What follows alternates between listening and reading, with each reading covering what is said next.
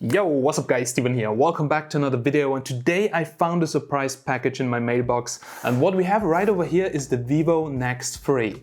Now well, if you don't know Vivo, you probably have never been to China, because Vivo, Oppo, Xiaomi, Huawei, there are advertisements in every damn street.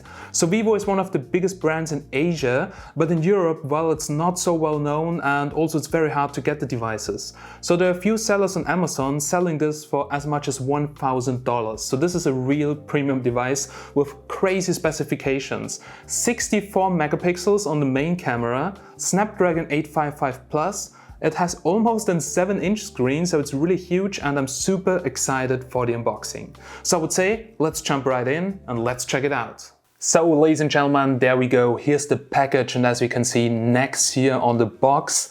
But well, for a premium smartphone, the box looks, let's say, very Chinese. Let's turn it around. Lots of Chinese signs, nothing about the specs, but I'm pretty sure that this is an 8GB RAM version, so a real monster phone. Then now let's open up the box and let's check it out. So nice plastic in here with NEX 3, and oh yeah!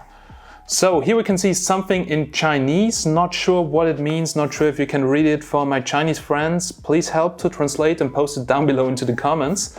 And yeah, right over here we have a sticker. So this device as a gift is provided for the sole purpose of performance evaluation. So yeah, Vivo sent me this phone, not used for any commercial purpose, and I didn't get any money for it. So just a sample of a phone that's actually a prototype here for Europe. And yeah, let's check it out. So there we go. Here's the smartphone, and holy cow, this thing is huge. Oh, and really shiny. I mean, check this out, guys. So the camera here is kind of small. It's a triple camera with an LED flash right over here, but it looks kind of lost on this huge device. But let's put it beside and let's quickly check out the accessories. Well, we get a bunch of earphones. Now, they definitely look okay, but not like I want them to look on a premium device, in-ears.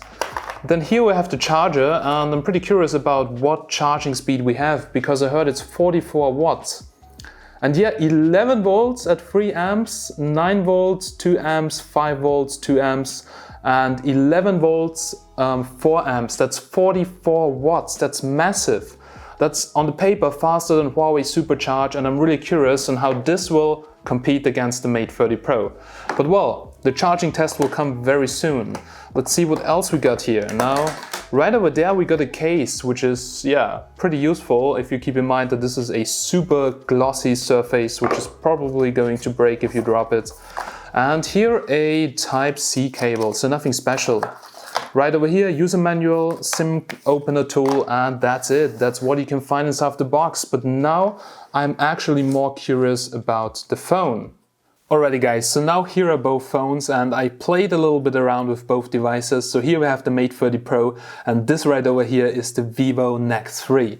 So well, just in comparison, I'll put here my P30 Pro, and right over here the iPhone, and as you can see, there's a huge difference in terms of size. So the Vivo is definitely the biggest device right over here with almost 7 inches. Okay, this sounds kind of weird now, 7 inches, but well, this is the size of the display. Anyhow, let's have a closer look at the phone and let's check out what we can find there.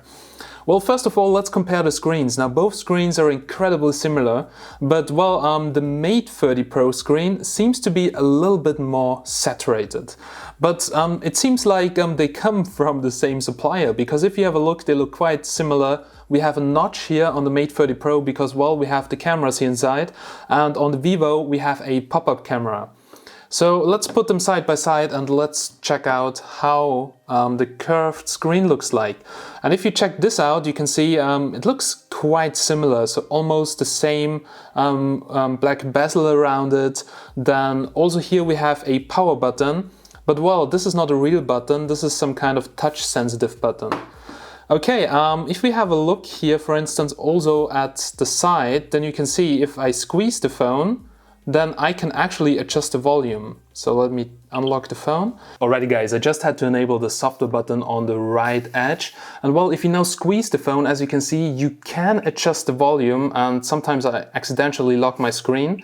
And yeah, it feels a little bit weird to adjust the volume, to be honest, like this, because if you just slide on the right edge, it's not doing anything. If you tap it, well, it's locking the screen, and it is a little bit weird. But you can also adjust the volume from the shortcut center if you swipe up from the bottom, and there you go. Here you can adjust the volume and the brightness and much more.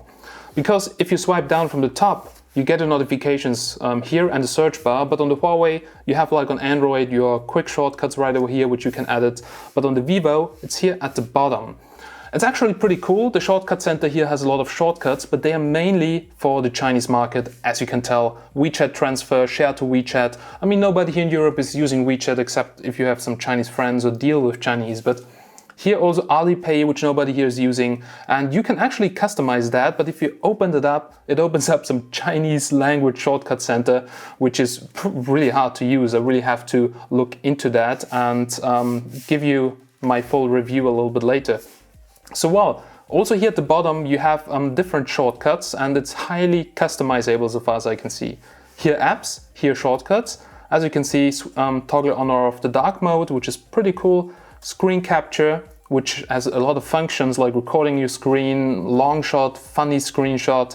I mean, yeah, it's kind of weird. It's just too many functions, which I probably will never use, but it's pretty cool because there is so much inside. Clean up your RAM, ultra gaming mode for higher clocks, and well, you can also customize it right over here, and you can see plenty of functions. But also here for the Chinese market, Alipay scan, the Chowi voice, which is basically random voice assistant, and yeah, I'm really looking forward to an English ROM so I can fully use the phone. Anyhow, if you swipe up here from the middle, you get to the app drawer. So you get here to the task manager, where you can actually just close your applications. And if you swipe up here from the right side, I think it's customizable because it's doing right now nothing on the phone. Well, a closer look at the UI, as I've told you before, it's looking quite similar in terms of the icons, in terms of the shape.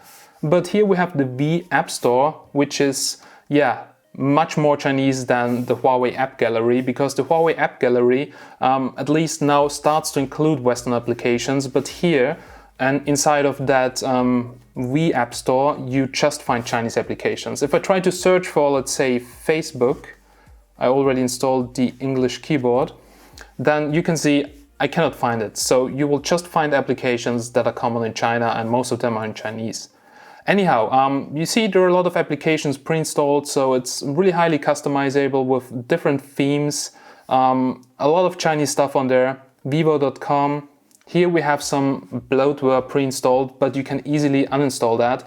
Like, for instance, if you go to that application folder, it's full with ad partners like Alipay, Dianping, whatever that is, and you just hold and press the X right over here, and you can delete all the applications you don't need. So at least you can clean it up, but you don't know what's happening in the background. So that is pretty cool. What I found pretty cool as well is when I checked out a video to see how good the screen is. Let's check it out, guys.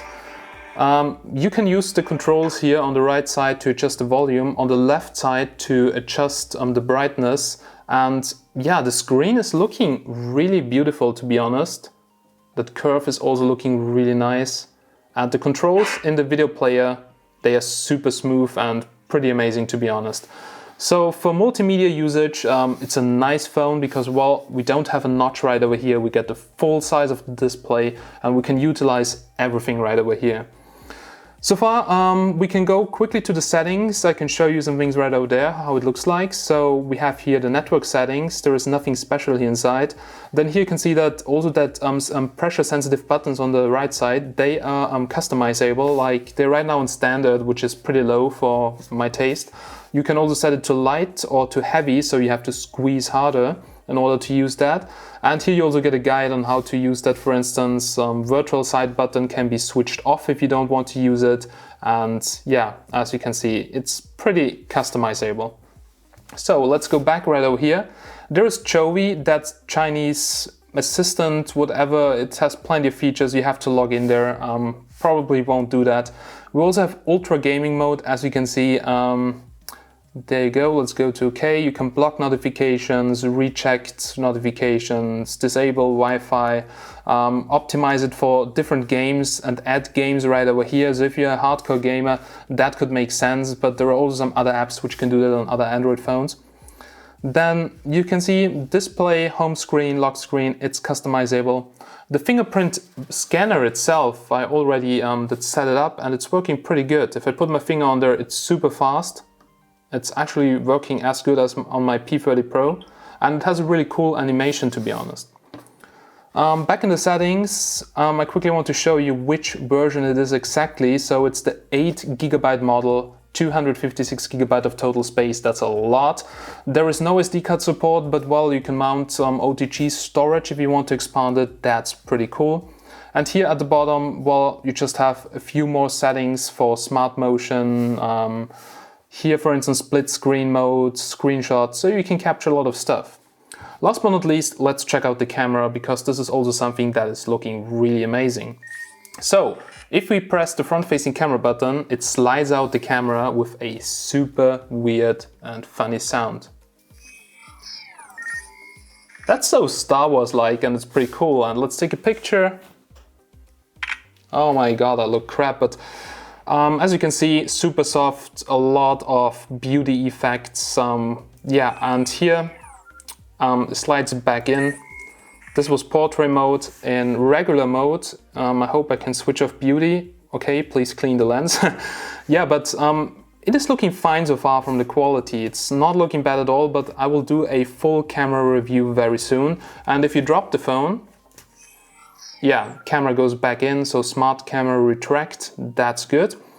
Let's go back here, let's switch to the rear camera, because I switched before to wide angle mode and it has a lot of distortion, so way more than most of my other phones. And I mean, it's good to make a banana look big or something, but to be honest, I think the distortion is a little bit too much for 0.6x, but yeah, we'll check it out in my full review very soon. Then we have a zoom of up to 20 times, but well, we know that Huawei is the king of zoom, and I'm pretty sure that it will perform better on the Huawei, but wait for my full camera review. So far I have to say, camera application offers you a lot of functions. There's also a Pro version, an AI version, that Jovi thing, and we have real 64 megapixels. I mean, I don't even want to know how big the files are and if there's really a difference, but we'll check it out in the full camera review. So far I have to say, this phone is looking pretty amazing. Compared to the Huawei, it's just bigger and way more Chinese. If you think the Mate 30 Pro, when it comes with the European ROM, has too many Chinese things, then you won't like the Vivo. But I'm pretty sure that I can actually clean the ROM and make it, usable and get rid of all the bloat you can see right over here, Chinese TikTok, Baidu, WeChat, and yeah, so far I like it, and stay tuned for my full review very soon.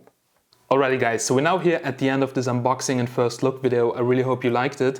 I was limited on time, but all the follow-up reviews, the charging test versus the Mate, the camera test versus the Mate, the full review will come very soon, so please give me a little bit of time. And yeah, this device is huge. I don't have any other words for it. It's just huge, and it's very, very shiny. So well, it's kind of Chinese, but I think it's cool. I think the design of the Mate 30 is definitely more premium. The small camera here looks a little bit lost on the device, but yeah, I'm super excited for all the different comparisons, and maybe I can do a 5G test as well, so let me know. But yeah, regarding the size, I'm using right now an iPhone 11 Pro, and if you have the Vivo in your hands, it's like, holy crap, that's a damn tablet, that's not a smartphone. Anyhow, yeah, guys, I hope you liked it. If you're interested in the phone, I will leave you some links down below in the description, so make sure to check it out. And the new videos are coming soon. If you have any questions right now, ask down below or follow me on Instagram and I will answer your questions. And yeah, big thanks for watching. As always, guys, I'm Steven from Tech Magnet, and I will catch you in the next one. Have a nice day and bye.